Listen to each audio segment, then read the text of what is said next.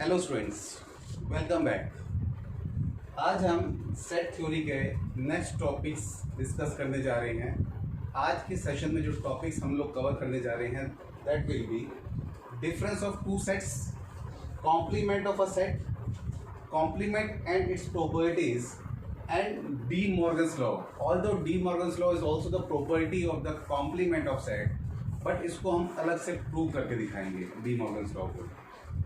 Let's start from the first, that is difference of two sets. Let us assume a set A, say 1, 2, 3, 4, and another set, say B, 3, 4, 5, 6. Let us assume a universal set U, 1, 2, 3, 4, 5, 6, 7, 8, and 9. Now difference of two sets. Difference of two sets, say A minus B. A minus B stands for only A.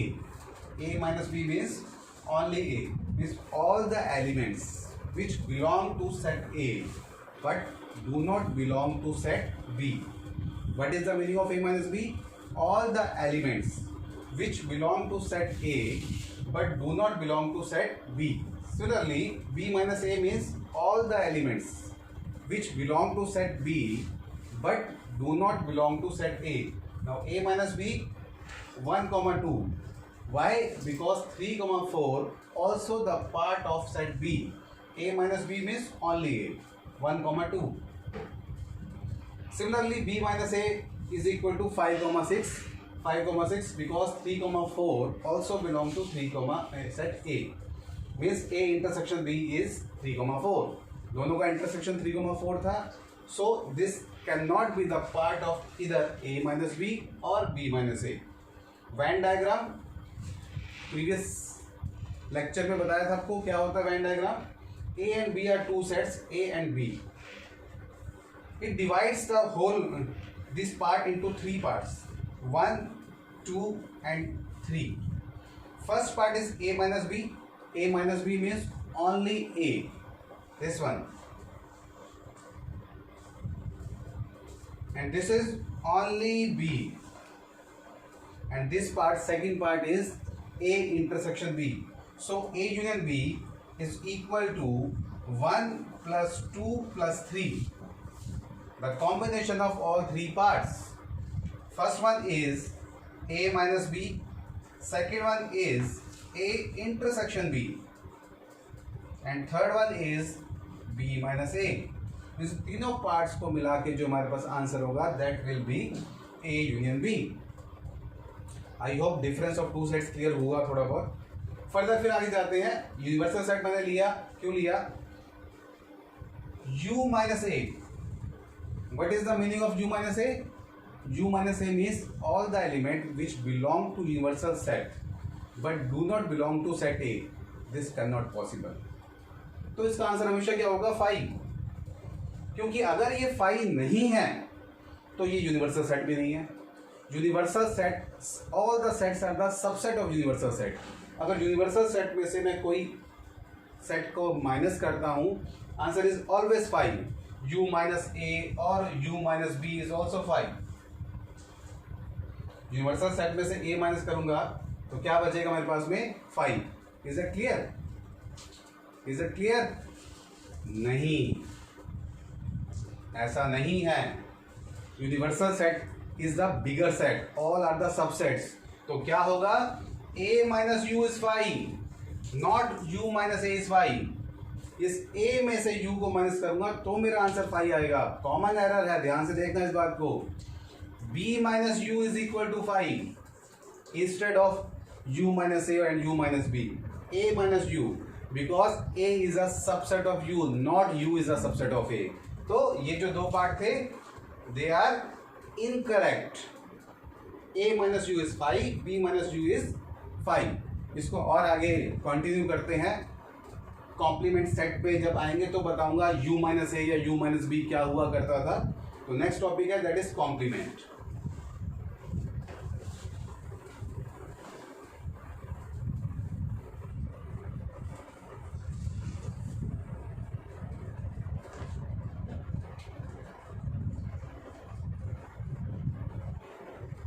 Complement of a set, एक set का complement it is denoted by a small dash, A के ऊपर जो dash लगाया it means complement, A का complement is all the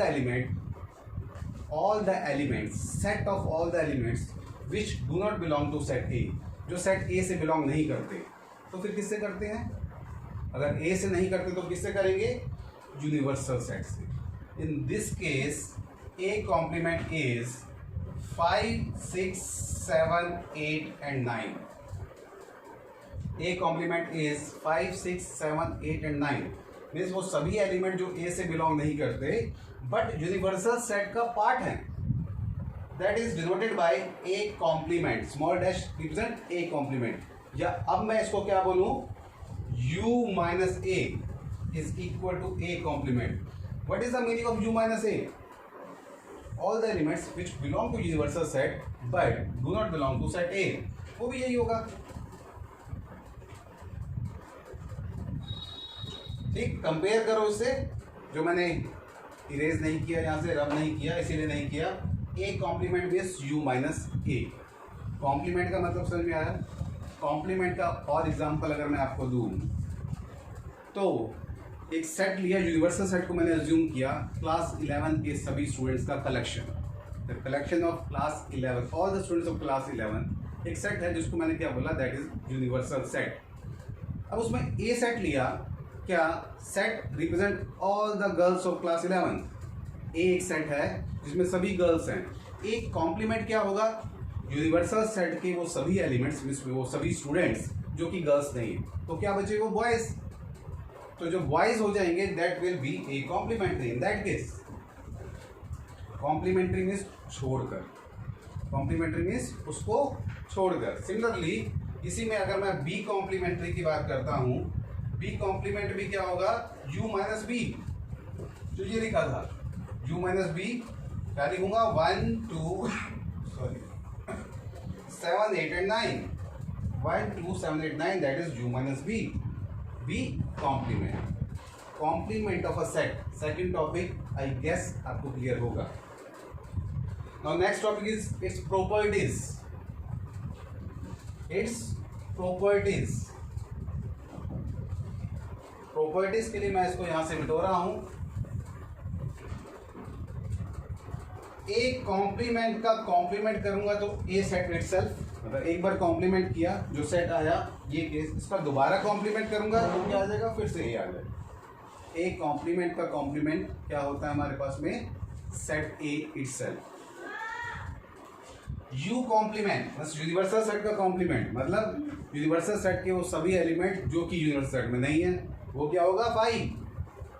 तो ऐसा कोई भी एलिमेंट नहीं है। 5 का कॉम्प्लीमेंट यूनिवर्सल सेट, 5 को छोड़कर जो बाकी बचे वो सभी एलिमेंट्स से बचे हमारे पास में, वो क्या होगा हमारे पास में? Universal set. 5 का कॉम्प्लीमेंट यूनिवर्सल सेट। नाउ जो डी मॉर्गन्स लॉ की मैं बात कर रहा था, ए यूनियन बी का complement is equal to A complement intersection B complement. A union B का whole complement is equal to A complement intersection. Now यहाँ यूनियन है तो यहाँ इंटरसेक्शन हो गया, और अगर यहाँ पर इंटरसेक्शन होगा तो यहाँ क्या हो जाएगा? यूनियन हो जाएगा। ये प्रॉपर्टीज का ही पार्ट है डी मॉर्गन्स लॉ। अब इस डी मॉर्गन्स लॉ को मुझे प्रूव करना है, डी मॉर्गन्स लॉ को मुझे प्रूव करके दिखाना है, बताना है। चलो प्रूव करते हैं इसको भी।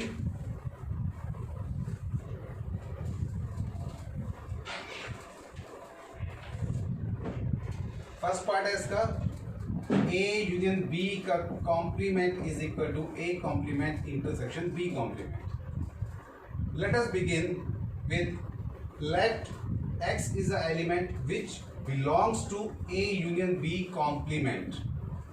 X is a element which belongs to A union B complement. X एक एलिमेंट है जो कि उस कॉम्प्लीमेंट से मैंने लिया, तो X does not belongs to A union B.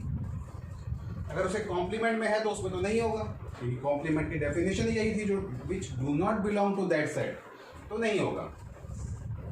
Now belongs to and not belongs to, इसके लिए कुछ बातें ध्यान देख लो कि अगर नॉट बिलोंग्स टू का केस होगा अगर not belongs to a case होगा तो union means and intersection means और। अगर नॉट बिलोंग्स टू का केस होगा, लेकिन अगर बिलोंग्स टू का केस होगा, in that case union means और and intersection means and. Not belongs to में यूनियन का मतलब, इसको आगे एक्सप्लेन करेंगे तो क्लियर हो जाएगा एंड या और का क्या मतलब है। तो मैंने कहा एक्स बिलोंग नहीं करता ए यूनियन बी से, मीन्स एक्स बिलोंग नहीं करता ए से, यूनियन का मतलब एंड एक्स बिलोंग नहीं करता बी से।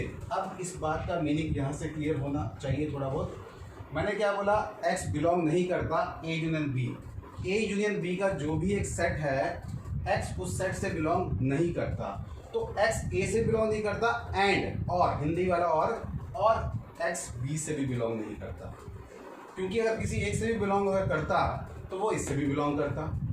एक्स ए से बिलोंग नहीं करता, एक्स बी से बिलोंग नहीं करता, इट मीन्स एक्स बिलोंग करता है ए कॉम्प्लीमेंट से। X belongs to A complement and X belongs to B complement. Now belongs to and का मतलब intersection, X belongs to A complement intersection B complement. X element लिया था मैंने इस left hand side से, belong करता है, प्रूव कर दिया राइट हैंड साइड से। इट मीन्स जो लेफ्ट हैंड साइड है दैट इज आइदर सबसेट और equal to A intersection B complement. A complement intersection B complement prove नहीं हो गया। लेफ्ट हैंड साइड को मैंने राइट हैंड साइड का सबसेट प्रूव किया है, क्योंकि एक्स एक एलिमेंट इसका था और एक्स इसका एलिमेंट मैंने प्रूव कर दिया, तो वो उसका सबसेट भी हो सकता है।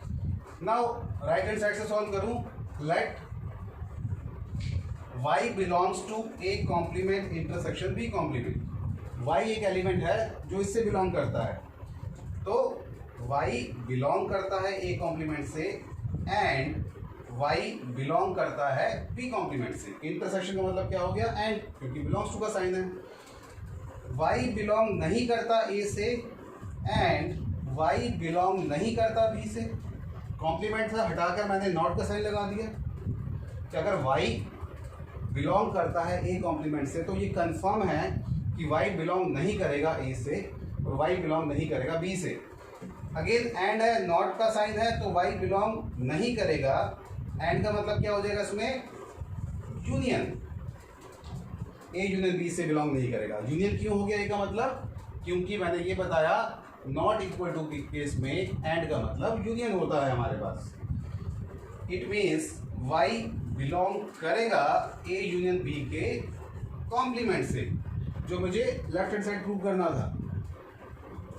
It implies A union B complement is subset और equal to A union B, और वी कैन से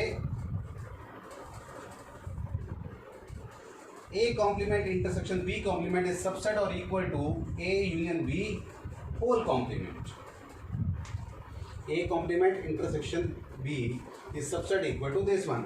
From this equation and that equation, we can write, I am writing here since this place shouldn't be visible to all of you, A union B whole complement is equal to A complement intersection B complement.